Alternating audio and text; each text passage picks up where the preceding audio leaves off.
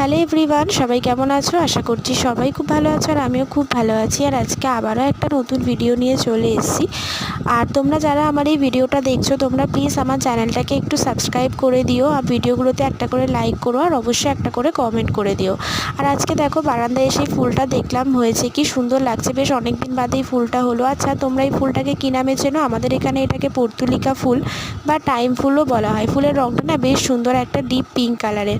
বাইরে আজকে প্রচণ্ড রোদ আর তার সাথে গরম, আর বেশ কিছুদিন ধরে একটু বেশি গরম পড়েছে। আর এখন যেহেতু আমাদের বিছানাটা ঘুরিয়ে দেওয়া হয়েছে, ঘরটা না দেখতে বেশ ভালো লাগে। তারপরে ঘরটা ভালো করে বিছানাটা ঝেড়ে নিয়ে এখন এক কাপ চা খেয়ে নেবো, তার আগে ফ্রেশ হয়ে নিয়েছিলাম।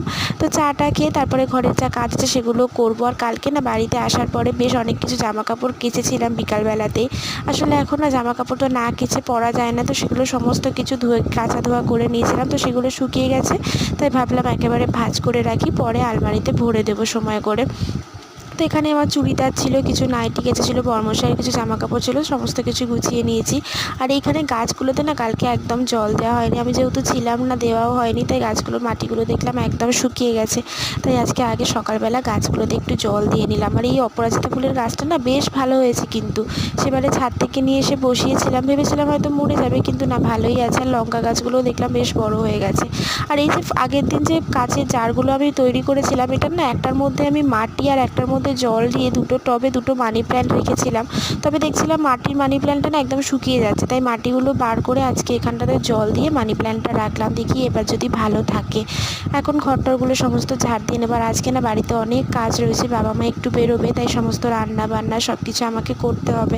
তাই যতটা পারছিলাম তাড়াতাড়ি করে সমস্ত কিছু করে নিয়েছিলাম। স্নান টান করে এখন নিজের একটুখানি স্কিন কেয়ার করে নেবো।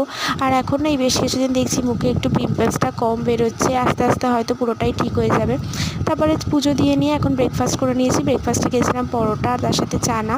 আর তারপরে চলে এসেছি রান্নাঘরে দুপুরবেলা রান্নাবান্না করতে, তাই খুব একটা বেশি দেরি করলাম না। গরমে না বেশি দেরি করে করতে একদম ইচ্ছা করে না। আর যে খুব হালকা পাতলাই রান্না করব, ডিমের ঝোল করব, ওদিকে ডাল করব, একটু পটল ভাজবে। এদিকে দেখো ডিমের ঝোলটা বসিয়ে দিয়েছি, প্রায় হয়েই গেছে, নাবিয়ে নেবো এবার।